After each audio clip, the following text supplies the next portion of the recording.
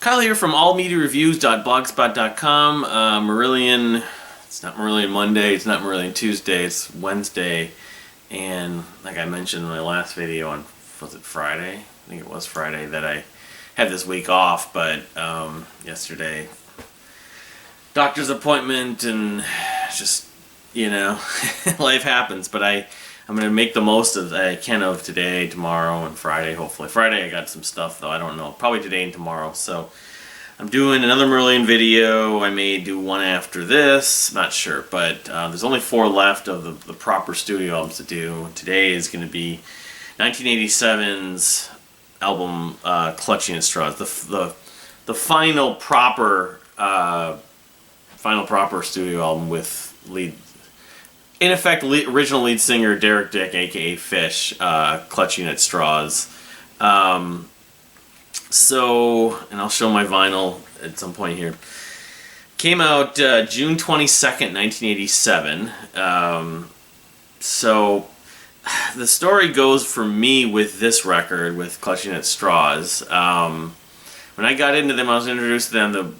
Most people have been recommended Misplaced Childhood. So I enjoyed Misplaced Childhood, and when I initially got into Marillion, I was listening to Fish, the Fish stuff, because I liked Misplaced Childhood. I was like, that's the singer. I had no awareness, this was in 95, the summer, fall of 95, that they had another singer, at least initially the summer of 95, after it was May of 95 that Misplaced Childhood I first heard. But I remember, I don't know, I ended up getting like a compilation, and at some point I did get, I got the 6 of One Half a Dozen Another, I think, which had some of the Hogarth music on it, but I got the videos also, that video compilation.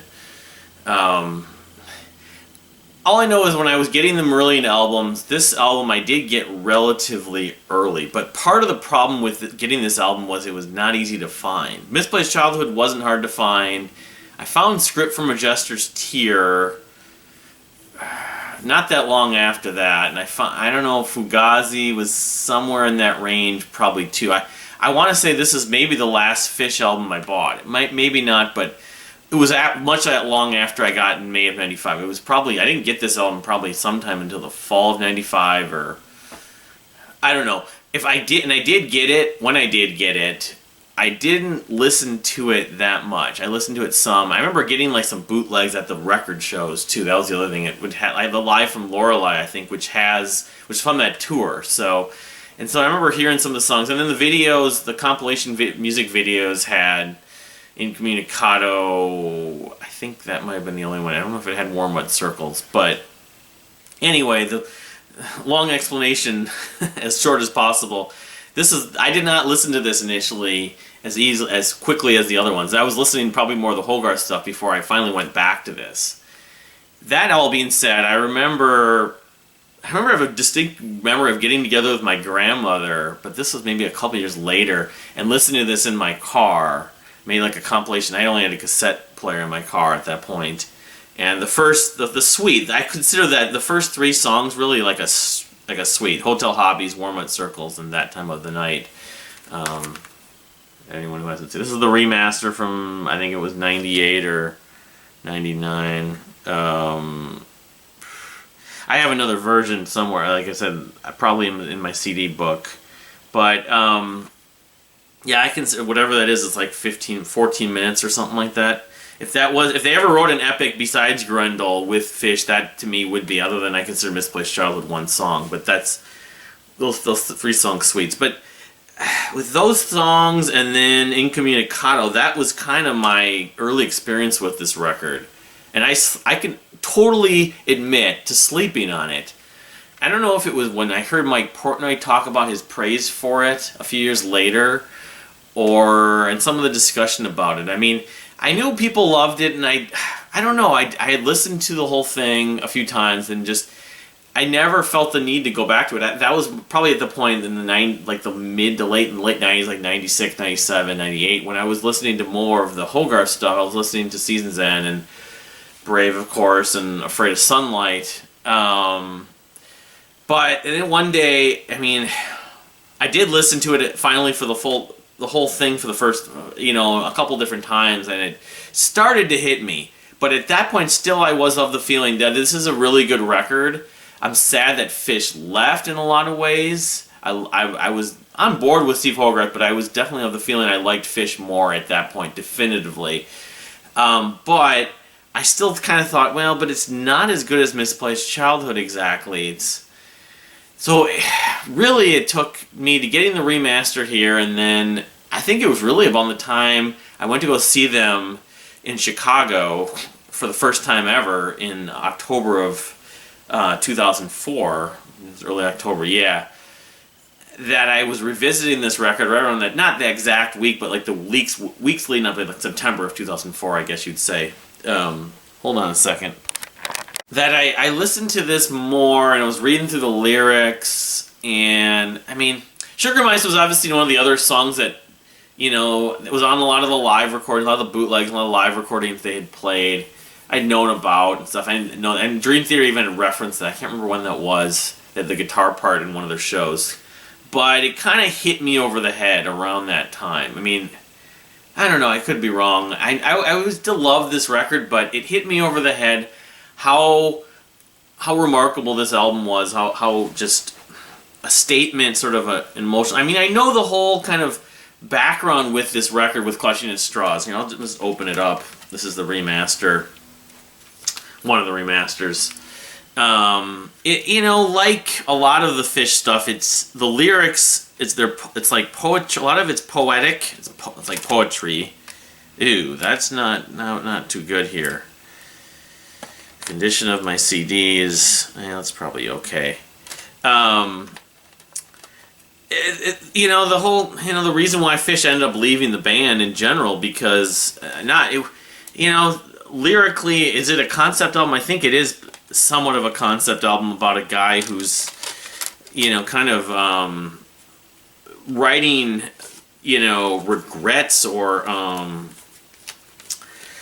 stories of his experiences with women, with basically his time, his life, and he goes to this bar. Basically, it's his watering hole. They talk about a watering hole, of course, in Misplaced Childhood. In some ways, it's sort of a follow-up or a sequel to Misplaced Childhood. In some ways, Childhood was sort of more like his past, like when he was a kid or a youth, and this is sort of his life later in his 20s. There's a lot of cool artwork in this. So yeah, I mean, it's not an uplifting album. It's a melancholy album in a lot of ways. It's a beautiful album. It has a lot of moments. Like every song has some sort of the special moments, the way they sort of build the piano work. There is a couple of not references, but kind of the Who's Quadrophenia, like Rain on Me, I hear in different parts of the Who in moments of this record. I also think like a song like Just for the Record, yeah, and Incommunicado. As much as the Genesis influence, and at the time I didn't know Genesis when I first heard this, really. They sound like they could have been, like especially the keyboard parts Mark Kelly does, could have been Tony Banks.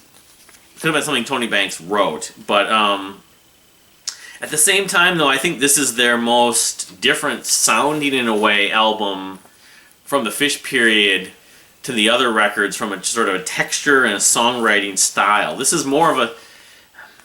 Is it a songwriter's album? In some ways, it's more of a songwriter's song album in some ways. I mean, that's kind of... That's a vague way to describe it, I guess. I'm not sure if that's the best way I would describe it, but... But it's just... There's just some... Like, the emotion is just so raw at points on this record. This CD keeps on coming out, and that's not...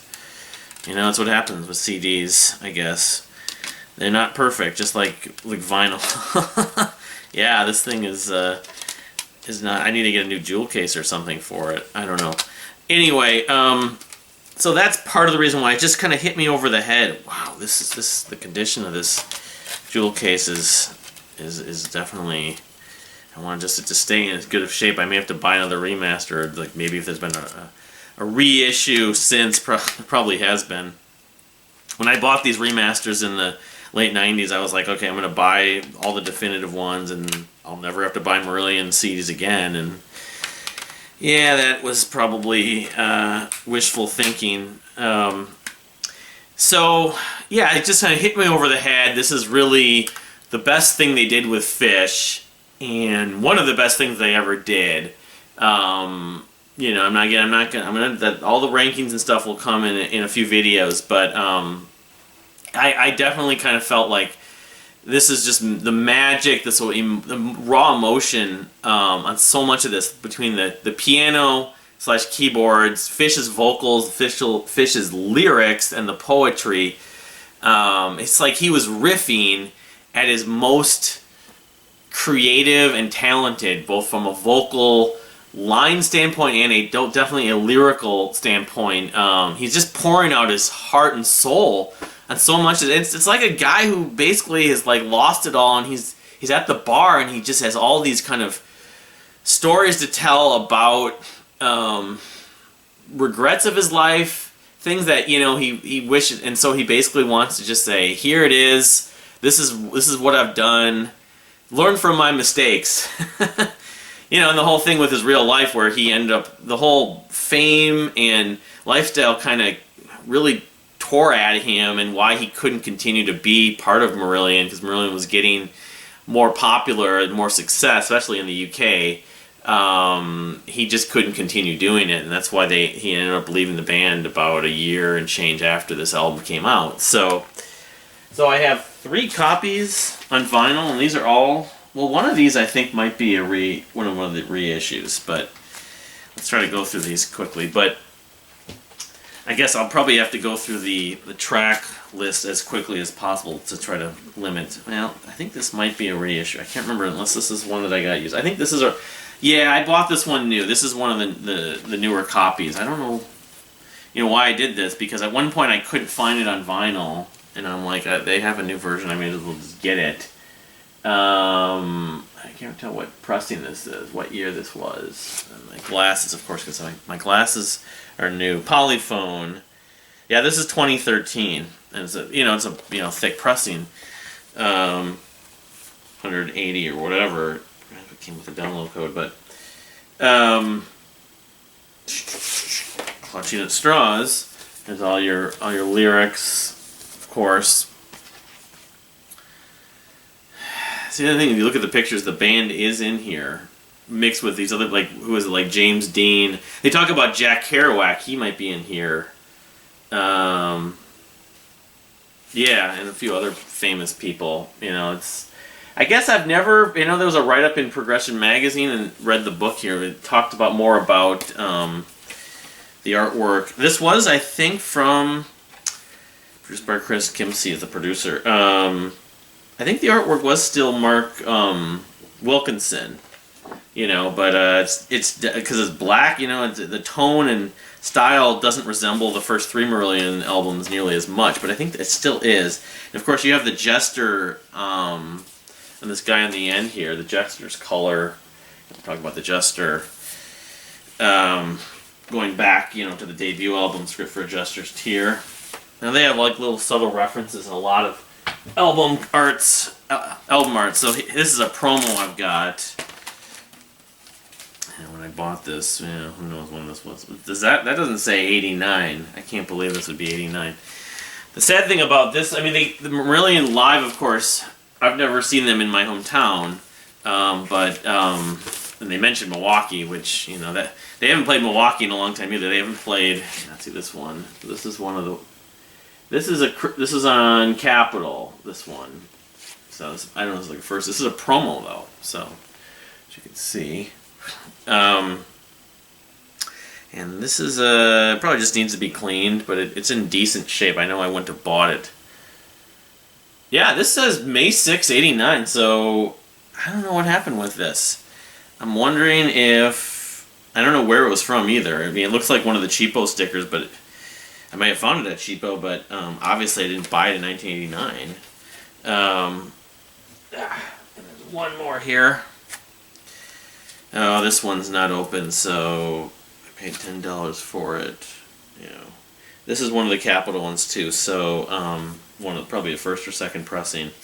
I'll just hold off on this. Anyway, let's get in just to sort of favorites. Like I said, this record, the emotion, but the sweet is probably, if I take any highlights, would be I love That Time of the Night so much. The crescendo, sort of the second half of that. It's just Fish just putting his heart and soul out on that. That song, Warm Red Circles, is enchanting and mesmerizing. Just for the record, I love the ending of that, the energy that kind of goes dun dun dun dun dun dun. Oh, it's just so. I mean, it is a little bit like Genesis. There's no question about that. That neo-prog basically was riffing a lot of that, kind of like the way math rock riffed on King Crimson's Three of a Perfect Pair, that interval pattern. I mean, there's a boatload of quote unquote neo-prog rock, neo-progressive rock songs and bands that use that kind of that similar synth style, but the message in Just for the Record, sort of like, I can start any day, I can turn it around. I also was thinking yesterday about when I was listening to this record. It reminds me of a bunch of albums, my history with it in a way, like Muse and the Glass-Handed Kites, where the first half has always been what I've known it for the most part and got into it for the most part and flows. The second half really initially wasn't like after Incommunicado. Well, even you could say, because White Russian was a song that I took some growing to me, and I love that song now. The second half of that especially, but it's sort of it was uneven initially, but then I came to just love the second half probably as much, in some ways more, in that every song had those highlight moments to it. Sugar Mice, of course, it's just, the guitar part, the guitar solo. Daddy took a rain check, that Sugar Mice, and Blame It On Me, it's you can't help but just feel for that message, feel for what I always think. A lot of this is Fish, feel for Fish or what he's trying to convey there. Then the last straw that has that, I'm still drowning. Got that soulful female singer coming in with the echoing. And again, Fish riffing. I think what he did with this was almost a perfection, a topping of what he did with some of the lyrical elements in the previous three records, especially I would say on like Fugazi with the lyrics. Oh man, Incommunicado is a fun pop song. Some people, I know I've said that Incommunicado is the one track on here that doesn't quite fit with the tone of the concept of this record, but I don't hate it. I'll admit it's sort of it's a break in sort of the melancholy and downer element to when you're going with the rest of the tracks. It's sort of you get a break. Torch Song's another one. The Torch Song's the one they reference synagogues and Uzis, and then there's being Jewish myself and talking about like internment camps, and oh man, it's not something I want to like listen to to be happy at all, and that's why I tend to like oftentimes lean toward and pull toward and gravitate toward sad music. Call it depressing music in a way, but it's the whole Steven Wilson statement I said before, whereas, happy music can be depressing, whereas sad music can be more uplifting, because it's more like a Misery's Company kind of sympathetic thing. And it's ironic since it's Rosh Hashanah right now, talking about World War II and stuff like that. My head went right there listening to this yesterday, so I'm going to pause for a minute. Yeah, a Torch Song is, when I think of this album, I don't think of Torch Song, but in some way it's always sort of the back of my mind when the album comes, because that part is so powerful, it's impossible to ignore. Slate Mahath, well, that's like a German phrase, which I don't know if, because the main sort of, it's not a chorus exactly, but the main sort of phrase in it is the story so far. I can't remember. It's interesting because Fish's last final retirement album that came out in 2020 was called Weird something. It was in German. So I don't know if he's from Scotland, but I think he's always had some sort of connections to Germany. Slight Mahath means good health. It's interesting. I always thought it was just the story so far. You know, this is the story so far, but so I mean, there's a ton more to say about this record, but you know, I'm not gonna. I've beaten enough dead horses here, but just to say, this is an album that I became in awe of, and I understand when a lot of people say it's their favorite Marillion album. I mean, not everyone. I can understand some criticism of it, but I think from both a emotional, lyrical standpoint, they've never been more creative. That's certainly true in some ways. And they just kind of, in some ways, they peaked at this point. I don't know, came up with a whole like albums that you wish existed. I put down, just for curiosity's sake, what it would have sounded like with Fish singing the music from Season's End. I'd be curious, but I don't know if they would have been able to do anything better than this with Fish. You listen to his solo albums, and some of them are good, and it's not the same guys, obviously, and Marillion did a lot of amazing things after this record, but it's like I said, they just left everything on the recording. Everything was kind of together in terms of just the craft and the art on this record. And just the emotion that I don't know how much further anyone could go. It's one of those records that it's breathtaking. I mean, you know, I don't know if it was also kind of influenced by their success of Misplaced Childhood, and that they like, well, you know, everything that's happening with us as a band, we're gonna get burnt out on, so we're just gonna like kind of go for it. And I don't know what their future was, because Fish was starting to burn out. And he was drinking a lot, of course. And this is about a guy who's drinking. A lot of the concept of this drinking, who hangs out at the bar, lives at the bar. My address is at the at the end of the bar, and I think that's part of why this came out so good, because they kind of were like, I don't know if we can do this much. We can't continue doing this that much longer, so we're just gonna kind of throw it all out there. And they also weren't necessarily going for radio singles, although I think the label pressured them, and they did have.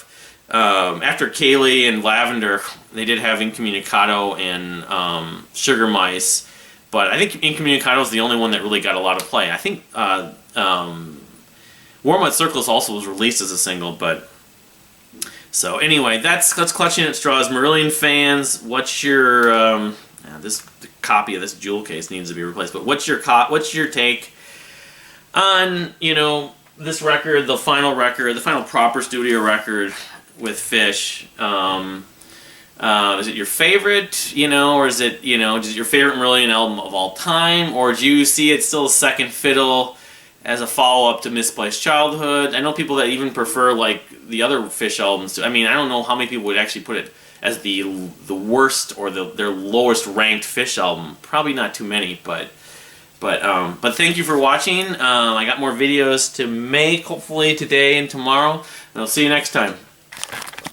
One more point about Clutching at Straws. I did, or two more points. I did finally take the tape off of that other copy from Capitol, and this is in not perfect shape, but it's in pretty good shape. I'm not sure when this was pressed, but I mean, the album came out in '87, so this is in very good condition and I paid like whatever it was, $9, $10 for it, but you know, it's for having like an older pressing of this record. It's not a thick pressing like the one I just bought that came out in 2013 that was reissued, but other thing I wanted to maybe just bring up is that I haven't been doing this in full with a lot of these remasters, the bonus tracks and stuff. I've mentioned them here and there.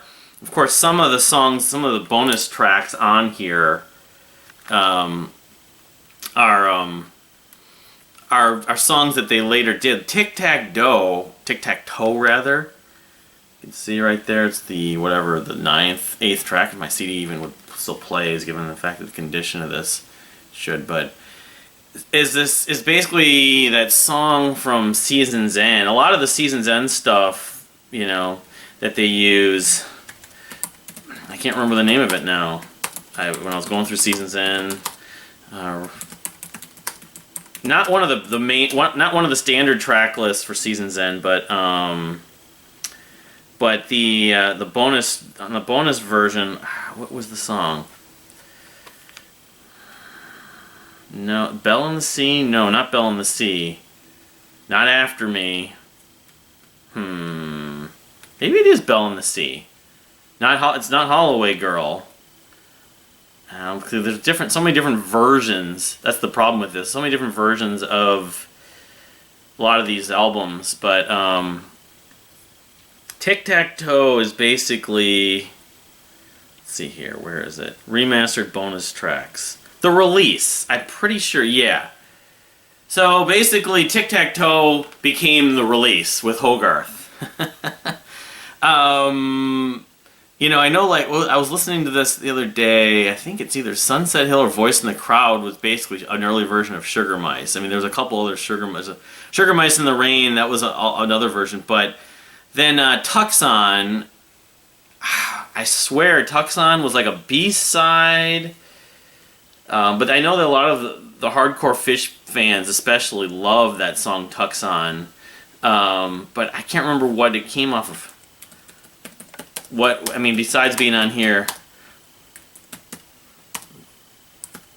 it was a B-side maybe from Sugar Mice, or was it on B-sides? Yeah. Oh, my bad. I should have known that. So you had Tucson, but it was a B-side because it was a B-side of Sugar Mice. That's what I was thinking.